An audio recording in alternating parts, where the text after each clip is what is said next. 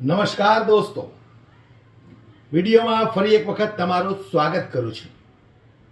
આમ જોઈએ તો આપણે ભારત દેશના પ્રધાનમંત્રી પણ જ્યારે હોય ત્યારે એવું કહેતા હોય છે કે આલોચના કરવી ખૂબ જરૂરી છે, જનતાએ સવાલ કરવા ખૂબ જરૂરી છે, સત્તા પક્ષને સવાલ પૂછવા એ જનતાનો અધિકાર છે।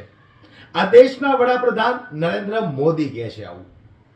ત્યારે હમણાં આપણે જોઈએ પહેલગામની અંદર જે આતંકી હુમલો થયો, એ આતંકી હુમલાને લઈને બિહારના નેહા સિંહ રાઠોડ, જેમણે નરેન્દ્રભાઈ મોદીને સવાલો ઉપર સવાલો પૂછ્યા તો એમના ઉપર એફઆઈઆર થઈ ગઈ। વિચાર કરો તમે, રાત દિવસ એમની પાછળ પોલીસ પડી ગઈ। દેશના વડાપ્રધાનને સવાલ પૂછવો એ આપણો અધિકાર નથી। નરેન્દ્રભાઈ મોદી ભલે કહેતા હોય કે દેશની જનતાએ અમને સવાલ પૂછવા જોઈએ, ત્યારે એવી જ રીતે આજે ગુજરાતની અંદર ગુજરાતના મુખ્યમંત્રી ભૂપેન્દ્રભાઈ પટેલને પણ જો તમે સવાલ પૂછશો તો પોલીસ તમને ત્યાંથી તબડાવીને બહાર કાઢી મૂકશે। સૌથી પહેલા તો તમે આ દ્રશ્ય જોવો દોસ્તો।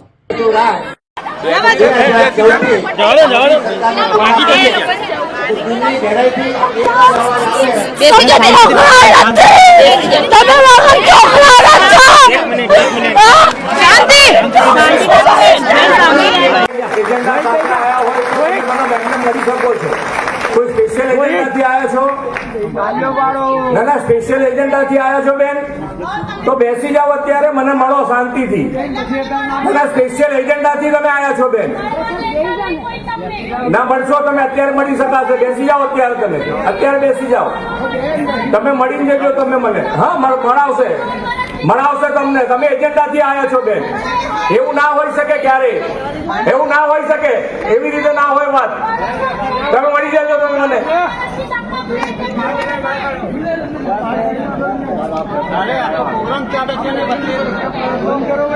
જો આ બાજુ હવે આપણે એની પર ધ્યાન ના આપશું, સ્પેશિયલ એજન્ડાથી આવેલા છે એટલે એની પર ધ્યાન આપણે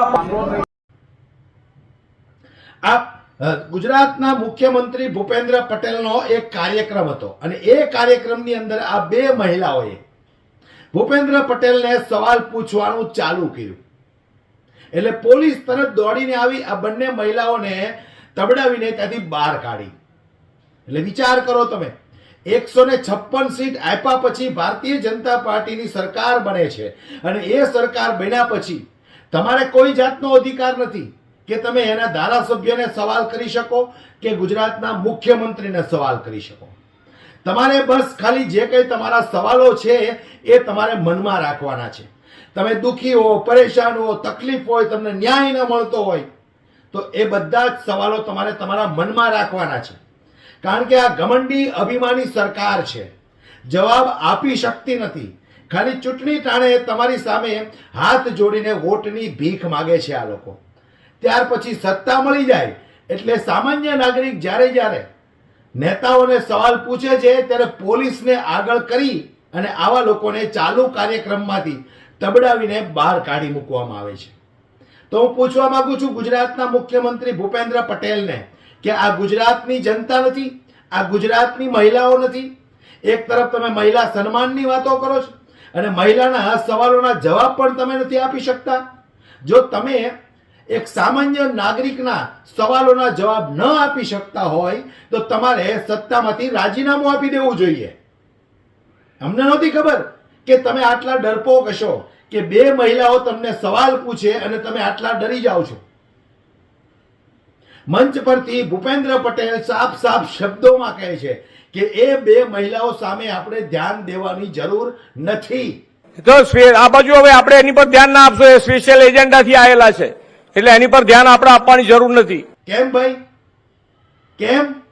એ ગુજરાતના નાગરિક નથી? પાકિસ્તાનમાંથી આવ્યા છે, પાકિસ્તાનમાંથી આવ્યા છે એટલે એને જવાબ દેવાની જરૂર નથી? વોટ જ્યારે તમારે જોતા હોય ત્યારે બે હાથ જોડીને જનતા પાસે વોટની ભીખ માંગો છો તમે, અને જ્યારે એ જ જનતા તમે સત્તામાં આવ્યા પછી તમને સવાલ પૂછે છે તો તમને લોકોને આકરું લાગે છે। પહેલગામની અંદર જે હુમલો થયો ને એ હુમલાને લઈને નેહા સિંહ રાઠોડે જે કંઈ મોદી સાહેબને સવાલ પૂછ્યા તો મોદી સાહેબને પણ તકલીફ પડી ગઈ। એમની પાછળ પોલીસ લગાવી દીધી, એમના ઉપર FIR થઈ ગઈ. એટલે કહેવાનો મારો મતલબ એ છે કે તમે ડરપોક છો કે પછી શું છો એ અમને જણાવી દો, કે ઘમંડી છો, અભિમાની છો, એટલે અમને લોકોને ખબર પડે કે તમને સવાલ અમારે પૂછવા કે ન પૂછવા.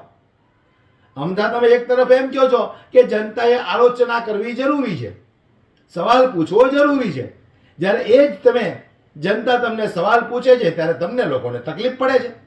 એટલે હું જનતાને કહેવા માંગુ છું કે આ એ લોકો છે જેમને તમે કમળના બટન દબાવી અને સત્તામાં બેસાડ્યા છે. જ્યારે તમારે તકલીફ પડે છે ત્યારે તમે એને સવાલ પૂછો છો તો એ તમને તબડાવીને ચાલુ કાર્યક્રમમાંથી બહાર કાઢી મૂકે છે. એટલે કહેવાનો મારો મતલબ એ છે કે જનતા જાગૃત બનો, તમારું કોઈ સાંભળવા માટે તૈયાર નથી. જ્યારે જ્યારે તમે સત્તા પક્ષને સવાલ કરશો ત્યારે તમારા હાલ આવા થશે, તમને તબડાવીને ત્યાંથી બહાર કાઢી મૂકવામાં આવશે.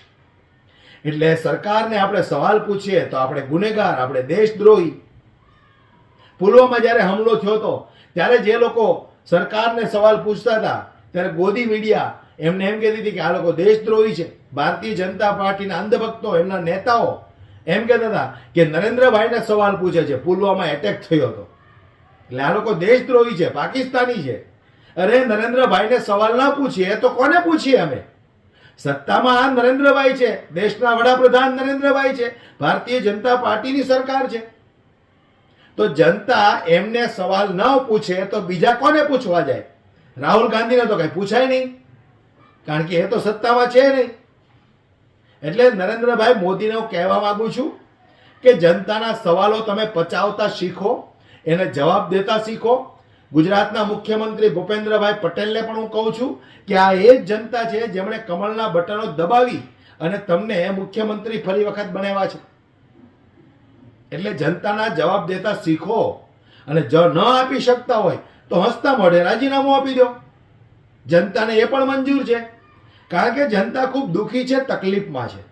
એટલે કહેવાનો મારો મતલબ એટલો છે કે તમે જે સરકાર પસંદ કરો છો તો એવી સરકાર પસંદ કરો દોસ્તો કે તમારા સવાલો સાંભળવાની એનામાં હિંમત હોય. આ ભારતીય જનતા પાર્ટીના નેતાઓની અંદર જનતાના પ્રશ્નો સાંભળવાની હિંમત નથી, એટલે પોલીસને આગળ કરે છે, FIR તમારા ઉપર થાય છે, ખોટા કેસો તમારી પર દાખલ થાય છે, તમારું સોશિયલ મીડિયામાં જે કંઈ એકાઉન્ટ હોય છે એની પર તમને અસર પડે છે. એટલે જનતા જાગૃત બનો, સવાલ પૂછતા શીખો. અને સત્તા પક્ષને પણ કહેવા માંગુ છું કે જો તમે જવાબ ન આપી શકતા હોય તો રાજીનામું આપી દો, બીજા કોઈનો વારો આવવા દો. પણ આવી જ રીતે જો તમે જનતાને તબડાવીને બહાર કાઢતા રહેશો તો જનતા ક્યાં સુધી સહન કરશે? એટલે જનતાને ફરી એક વખત કહું છું, જાગૃત બનો, જોઈ વિચારીને તમારો વોટ કરો. તમારા સવાલ સાંભળે, એનો જવાબ આપે એવા નેતાઓને પસંદ કરો. નહીંતર આવનારા સમયમાં તમારું તો ભવિષ્ય ખરાબ થયું જ છે આ સરકારમાં, તમારા બાળકોનું પણ ભવિષ્ય ખરાબ થતા વાર નહીં લાગે. એટલે વિચારીને વોટ કરજો. વિડીયોને વધુમાં વધુ શેર કરી દરેક લોકો સુધી પહોંચાડો કે આ ભૂપેન્દ્ર પટેલ ગુજરાતના મુખ્યમંત્રીના સવાલ કરીએ તો એ લોકોને કેવી તકલીફ પડે છે. જય હિન્દ.